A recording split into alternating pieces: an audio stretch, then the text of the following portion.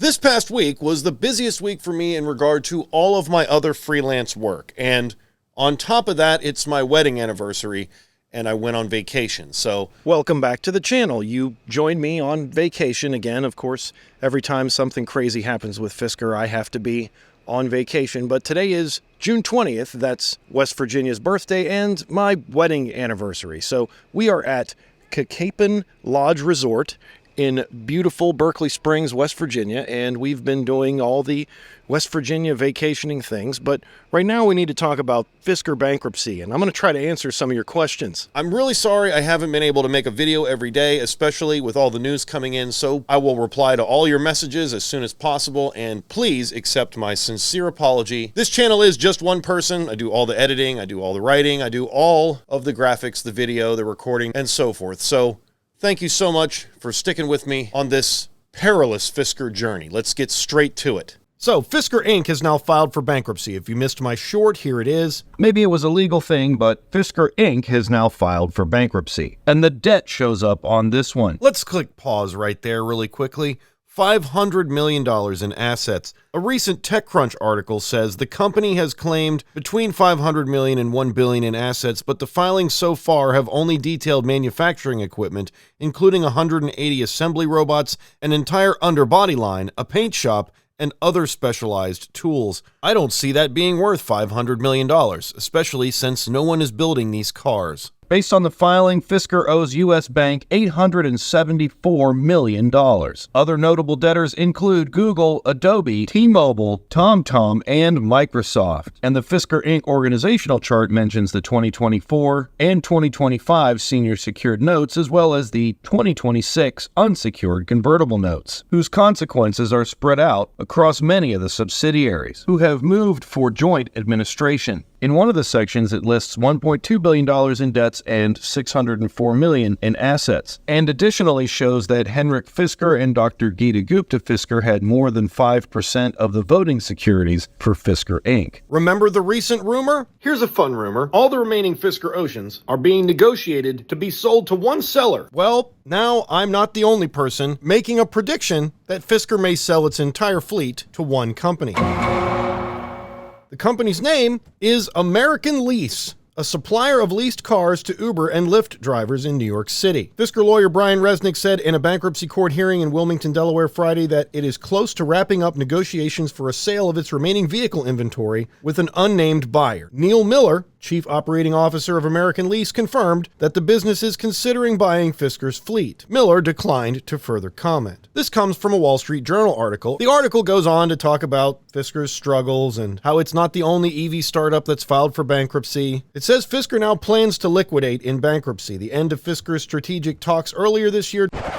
Hold on, did they just say liquidation? I thought we were in Chapter 11. What's going on there? Chapter 11 was a joke. Here's what's really going down. This is the Reuters article. Fisker is headed towards liquidation, attorneys said on Friday. The company does, quote, not currently anticipate being able to obtain financing, end quote. Resnick, that's Fisker's attorney, told U.S. bankruptcy judge Thomas Horan that the company planned to liquidate its assets and it has reached a tentative deal with a single buyer for all of its 4,300 vehicles. Quote, they basically handed the whole business over to Heights. Lees told Horan Heights is one of the Susquehanna arms. Quote, Fisker has been liquidating outside of this court's supervision basically for one creditor's sole benefit, end quote. If you're a subscriber, you knew that, but we got to make sure everybody's on the same page. Lees said that Fisker should have filed for bankruptcy in November. Lees is an attorney for other bondholders. Quote, there may be a lot of disappointed creditors, but none more than Heights, end quote. That's the note holder's attorney. The U.S. Department of Justice's bankruptcy watchdog, Linda Reichenfurter, or Reichenfurter, I'm sure I'm wrong both ways, said Heights appeared to hold all the leverage, making it likely that Fisker's bankruptcy would convert to a straightforward Chapter 7 liquidation once the vehicle fleet is sold. There it is, in black and white. Fisker's fate was sealed in March when it failed to reach a partnership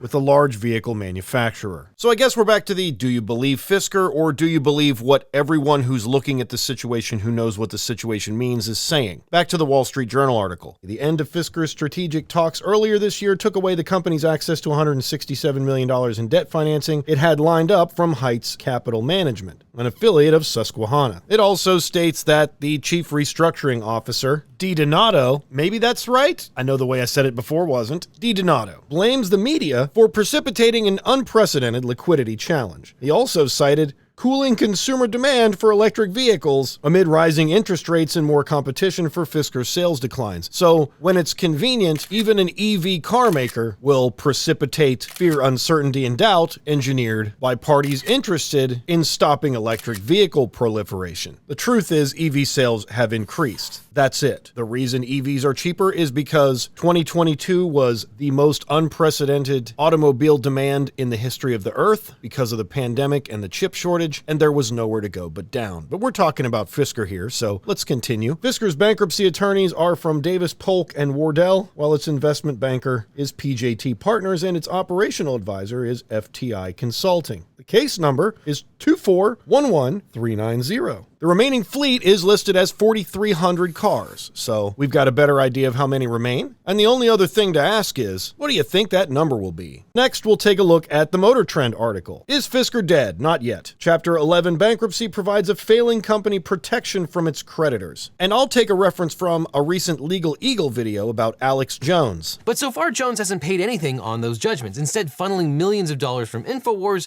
to himself and his relatives, at least on paper, all while claiming to be broke. Again, on paper. If successful, the company emerges with less debt and new financing it can use to get back on its feet. The company does, quote, not currently anticipate being able to obtain financing, end quote. Will my Ocean SUV still work? The answer is yes. The car's ability to start and drive should not be affected. But also mentioned is, as long as the company is alive and the servers are running, most of the vehicle's cloud connection functions should still work. Navigation and roadside assistance, however, they say are the first to be up in the air. We obviously know roadside assistance is over. It also says, we're not aware of any critical vehicle systems that are handled by third-party companies. So that's good. Is my Fisker Ocean warranty still valid? It says yes, but there are caveats. As long as Fisker remains in business, it's legally obligated to honor your warranty. The catch is Fisker has laid off a large portion of its staff and closed physical locations. While your warranty is intact, getting a hold of Fisker to process a warranty claim and getting a dealer to actually do the work will be difficult because dealers are paid by automakers to cover the cost of parts and labor for warranty work. And if I'm doing warranty work for Fisker and I've seen their bankruptcy paper that says they owe US Bank $860 million and that's just one creditor, I probably wouldn't perform such warranty work. So the answer on the warranty is yes, if you can find Fisker's money. Can I still get my Ocean fixed or serviced? The first three words say it all. Yes, in theory. Automakers are legally required to provide parts for up to 10 years after a vehicle goes out of production, but that only applies if the automaker is still in business.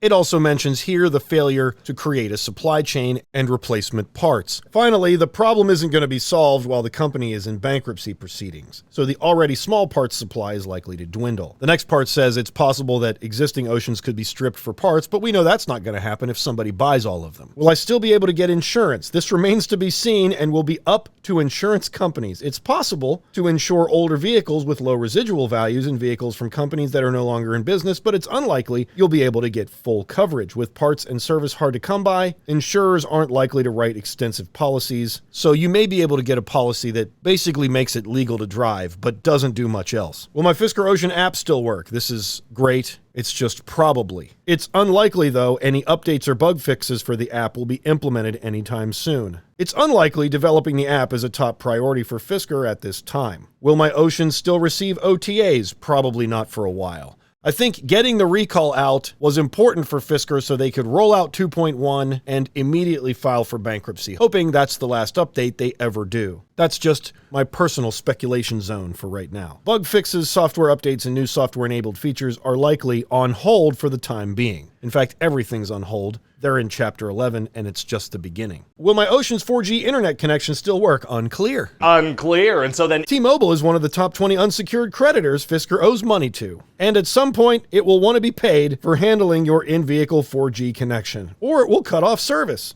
Also, T-Mobile could end up charging you for your 4G connectivity through an individual service plan. What if there's a recall? Well, there was a recall. Fisker is still legally required to notify you about recalls and provide free repairs as long as the company remains in business. Remember, recalls take a long time. It talks about the resale value, which I've covered a ton of times on this channel. What happens to my Fisker stock? This is a good one. The stock price depends on what investors are willing to pay. The value is likely to be very low. And I'll go ahead and highlight this for your bag holders. As long as the company remains in business, there's a chance the stock can be sold, and there's a chance the value could go up and reduce your losses. Or even turn a profit in the best case scenario. At least they say it seems unlikely at this point. Consult your tax and investment professionals. Probably a good idea. Tax and investment professionals, tell them the truth. What happens if Fisker goes out of business? Chapter 11 is not a guarantee Fisker will survive, just a chance to make it happen. If the company can't secure new funding, or if creditors refuse to accept the restructuring plan and reduce what they're owed, Fisker will be pushed into liquidation. which, in my opinion, is all but likely at this point. And at that point, the company will be broken up and its assets auctioned off at market value, with any money made from the sale going to the creditors.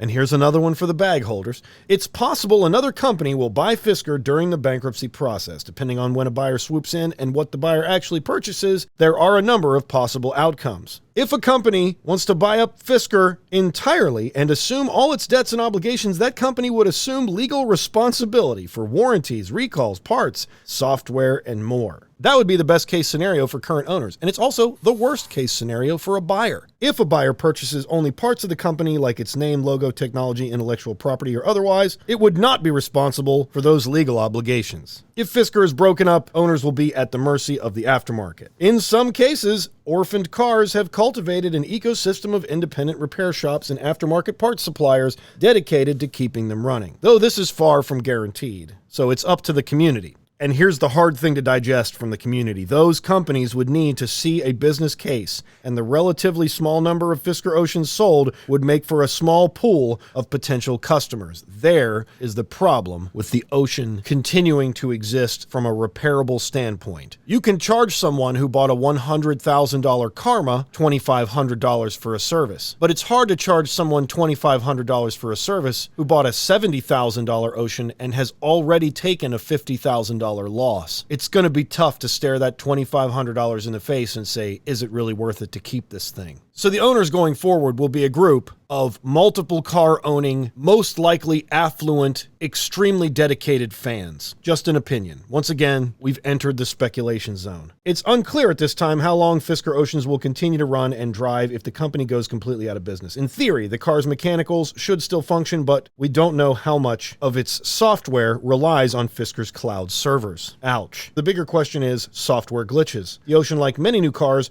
relies on software for everything from going into drive and accelerating to charging, locking and unlocking the doors, and more. You have to rub it to make it feel better.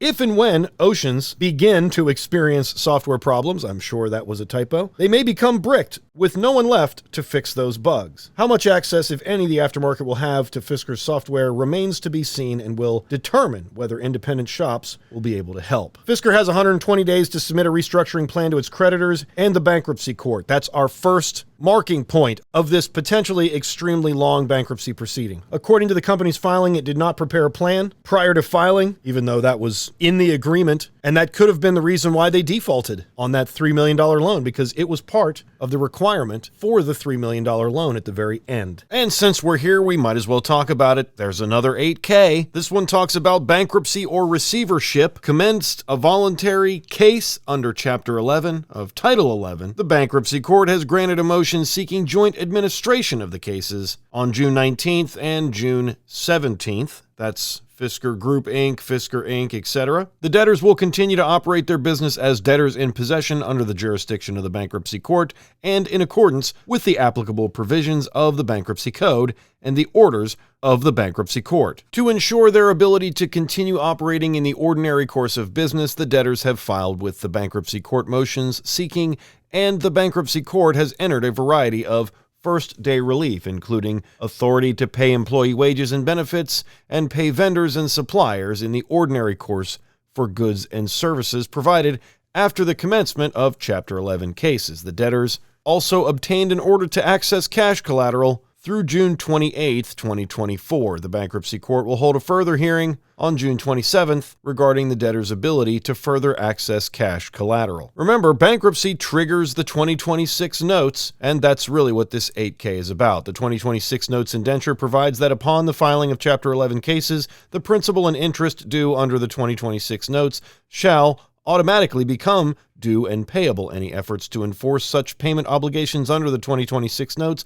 are automatically stayed or stopped as a result of the Chapter 11 cases, and the creditor's rights of enforcement in respect of the 2026 notes are subject to the applicable provisions of the Bankruptcy Code. And there's your maybe last 8K from Fisker. Let me know down in the comments. So what did we learn? Fisker has filed for bankruptcy, Chapter 11. Chapter 11 may not be the appropriate filing. The assets seem to be, based on current information, extremely overstated as far as value. The cars, other than these tooling parts listed in the TechCrunch article, are all that's left, and they are being sold to someone else. So they will not be parts for existing owners. And if you want to continue to own your Ocean, you can look forward to not being able to find someone to honor your warranty, losing individually piece by piece every service connected to some kind of technology, all the bugs you currently have being permanent, and a potentially extremely difficult to navigate and prohibitively expensive aftermarket. And if you're holding the bag, and I do not mean you own an Ocean, I mean you told me you bought in at 1.9 cents and you're holding, well, you've currently lost 0.2 of a cent. I didn't see a lot of those comments on my last video though, and I have many more things to report. If you're interested in Fisker, whether you're an owner,